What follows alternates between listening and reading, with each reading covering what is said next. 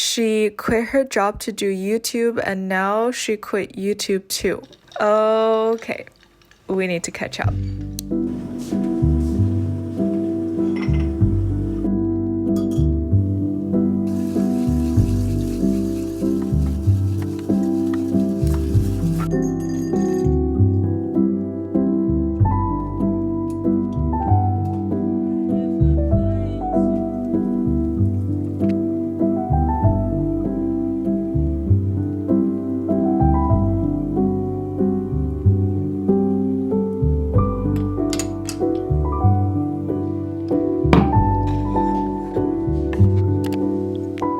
Hello, it has been a while. More specifically, it's been 5 months since my video has been in sync with my real life.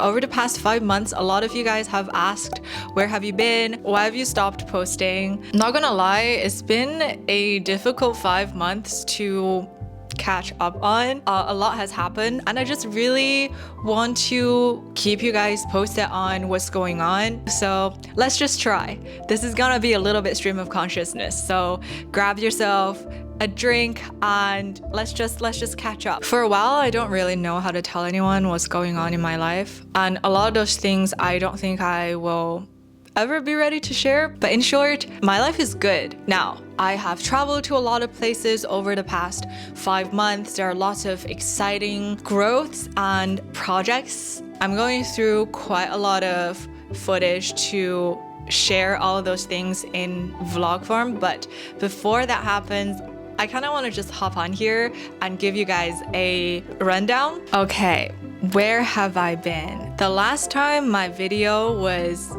up to date was in October when I was in Beijing. And then in mid-October, I went to Barcelona. I don't know how many of you guys here know that I spent a month and a half in Europe. I'm not very good at posting on community tab here. I'll do better at that, but I did share stories on Instagram. I really loved Barcelona. I don't know if the Barcelona vlogs, there are 2 of them, would have come out yet by the time this video is uploaded, but if not, they're already filmed and edited, so coming soon. November was a big month because I finally made it to Berlin. I spent the whole month there, met the most lovely people, and I really fell in love with the city. And I knew that because, I don't know about you, but my mood gets really impacted by the weather. And while I was there in November, it was just gloomy all month. There was maybe like 2 or 3 days of sun during that entire month, but my mood was not dented at all. Every day I was just excited to meet new people. Most of my new friendships in Berlin had something to do with YouTube, actually. I loved exploring Berlin, getting to know the creative community, the tech community. There's just so much life and art in Berlin. I know people have very polarized opinion about it, but I really loved it. Bite me. In December, I spent a few days in Korea, right around the time when the martial law thing happened. I don't know if you guys remember, but my Airbnb roommate knocked on my door in the middle of the night. And she's like, hey, probably not a big deal, but I think there might be war. She was so sweet. Also, during that time was Olive Young's biggest sale of the year. Never have I thought that I would be a Korean skincare and makeup girl. And now I am all about my toner pads. I cannot live without them. I've acquired the Fui blush thing. Honestly, what's not to love about K-beauty? It's fun, it's affordable. I was never into makeup or skincare, but in December, I realized it feels good to pamper myself, even just a little bit. It makes me feel like I care about me. Anyways, I spent the rest of December at home in Shenyang, which is also where I am right now. I spent most of January in Beijing. I don't know, I feel like I can only ever spend a few weeks at a time at home, and Beijing is just a place I go whenever I feel like I need a hug. I had a really wholesome time there. Didn't vlog at all. Sorry about that. I got to see friends, go to shows, meet new friends, and I got to hang out with my former coworkers from Amazon, which turned out to be a very heartwarming experience. I've always been shy about like letting my coworkers know about YouTube, but they found out and they've been incredibly supportive and curious. And I think the most moving part for me is that they still accept me as one of their own even after I've left for a while, and they didn't look at me differently just because I chose a different path. I don't know why I would have always assumed otherwise, but that felt very lovely and nice, and I'm very grateful for the relationships I've got to build at work. I came back home around Lunar New Year time to spend it with my family. It's been so long since I've spent a winter in Shenyang that I had forgotten how cold it gets here. I think it was around like -20 degrees Celsius by the time I got back. I'll put the Fahrenheit here, and I was just like, oh my god, I have forgotten the human sensory experience of -20 degrees. It's cold and it's painful to leave the house in that cold.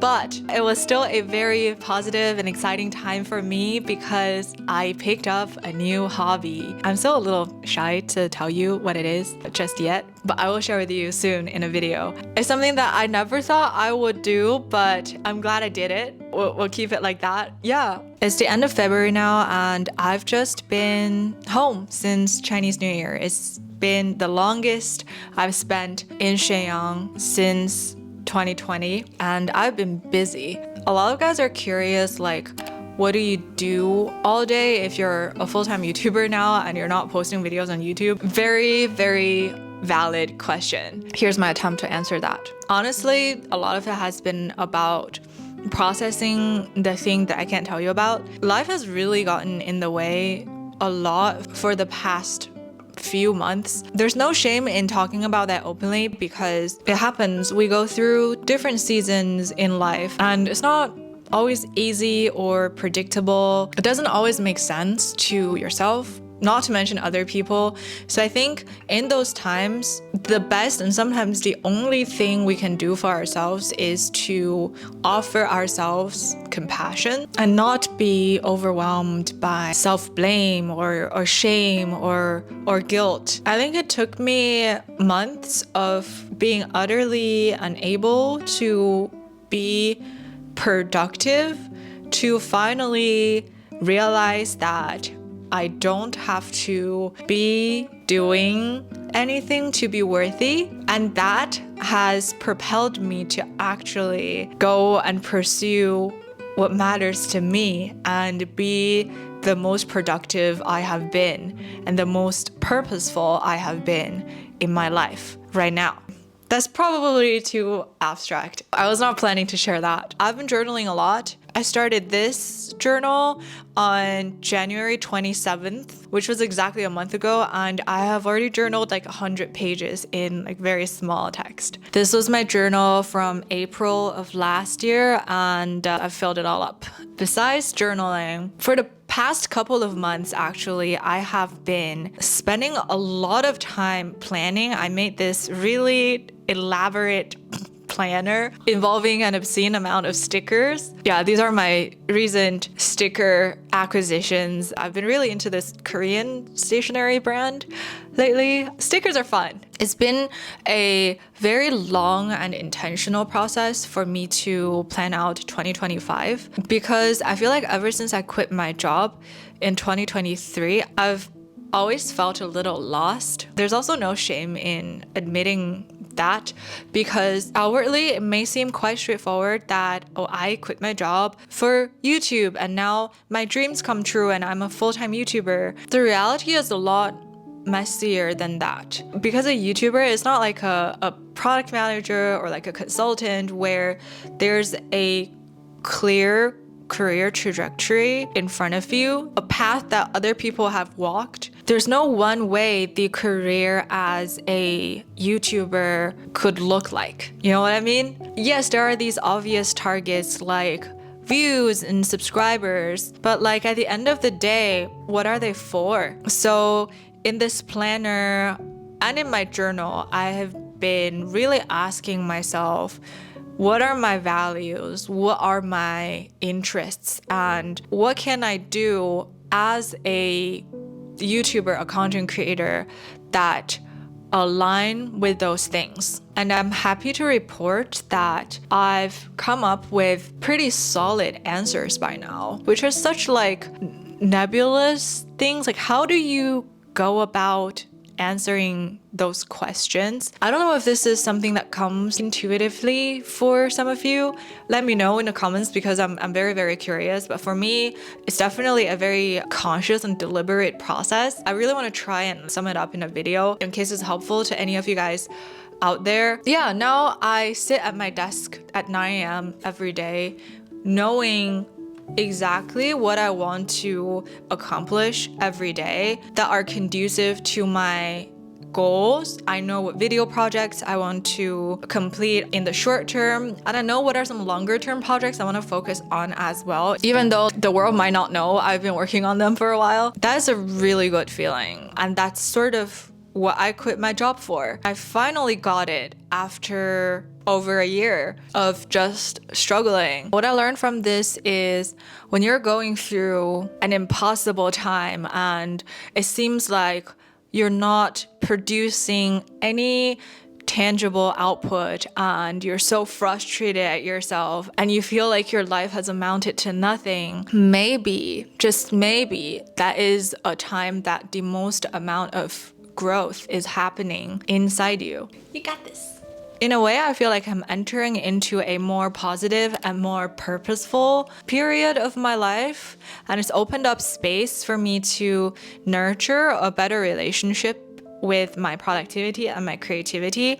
One thing I'm trying to do right now is to actually work on a 9-to-5 schedule.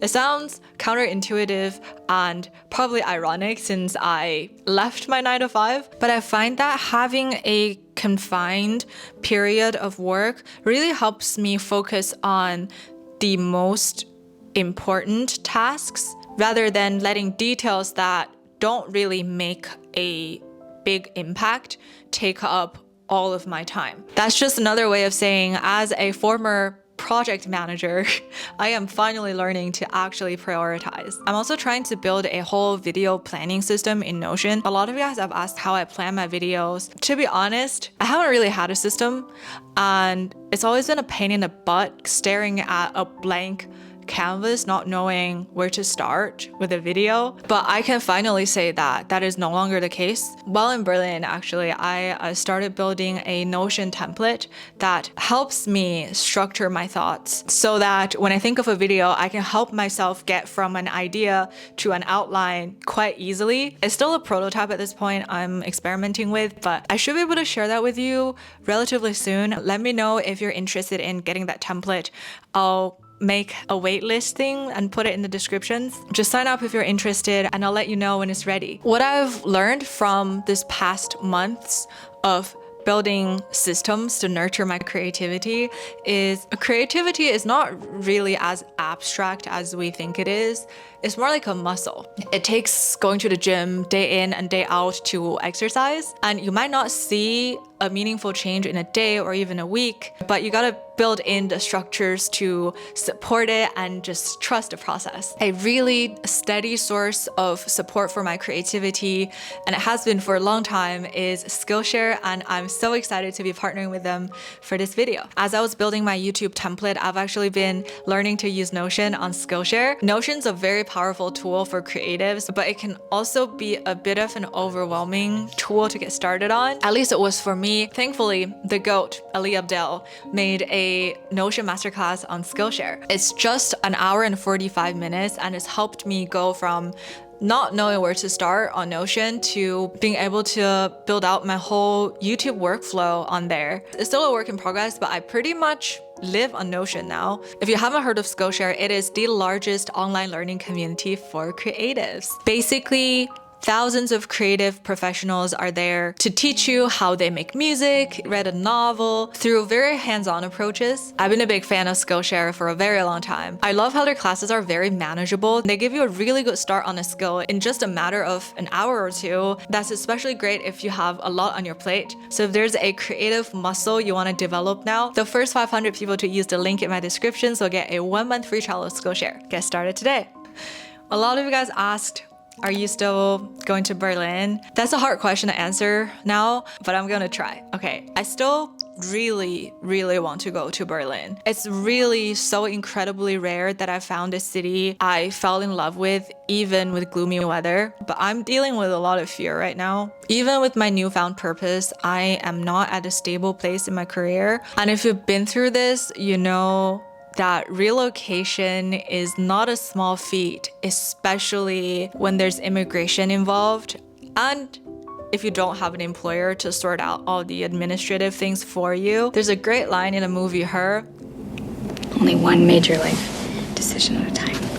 I think what I need now is a little bit more time before I can manage a permanent move without stressing myself out. As I say this, I'm like pretty scared of disappointing you guys. I know I've been talking about this move for a while and you guys have been really excited about it, but if there's one thing I've learned during my whole journey of self-discovery, it is that I have to prioritize my own needs in order to show up for people I love. And I really want to show up for you. You know, people talk about parasocial relationships as if it's a one-sided thing, but I want to let you know that it's not. During the past few months when life's been difficult for me, every time I come back to YouTube and see you guys' comments, it's felt like coming home. You have showed up for me with your heartwarming comments, with your patience. We live in a world where people's attention spans are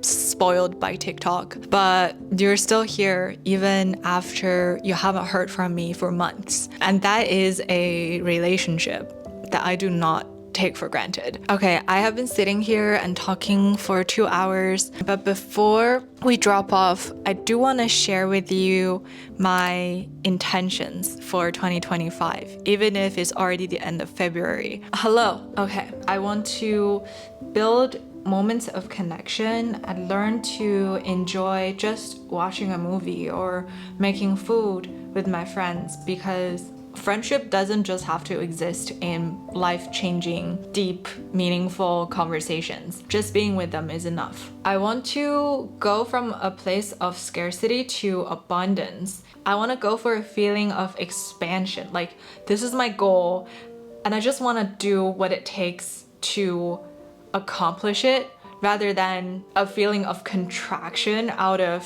fear or anxiety over what I don't have or what is not enough. I want to make each decision as if I matter. That includes using my toner pads diligently. My well-being matters. My time matters. I want to always ask what is worth spending my time on. Also, what I want and what I need matters. I want to learn to take calculated risks and make sound decisions. When I feel worried about a small thing, I want to learn to just trust that it will go well and not try to control it and just see how it goes. I want to consider the whole of other people's experiences. Like when they make a decision or have a reaction, I want to know it's a result of their own history and what's going on in their lives, rather than just from the interaction with me. I want to learn to build healthy interdependence with friends and family. And more specifically, I want to learn to give and receive freely. I feel like I've always had a hard time accepting other people's kindness without feeling like I have to do something for them in return. But learning to receive freely, I think, is the foundation of being able to give truly freely without any expectations, if that makes sense. I want to learn to set and enforce boundaries. That's such a hard one that I feel like a lot of us here struggle with. I want to devote time and energy to cognitively demanding tasks and longer term projects. One thing I'm really interested in this year, as a lot of you guys are, is AI. Even though I have left a formal job in tech, I'm still really nerdy about like the ethics of AI and how to integrate AI into my workflow and amplify my productivity. And especially as a creative professional, how can we use AI to help expand our creativity rather than take over it? Because if AI can take over creativity from us, like what is the point of existence anymore? I want to build a positive feedback loop internally and externally to nurture my ambition. How can I trust myself a little bit more each day? And with that, thank you so much for being here and taking an interest in my life.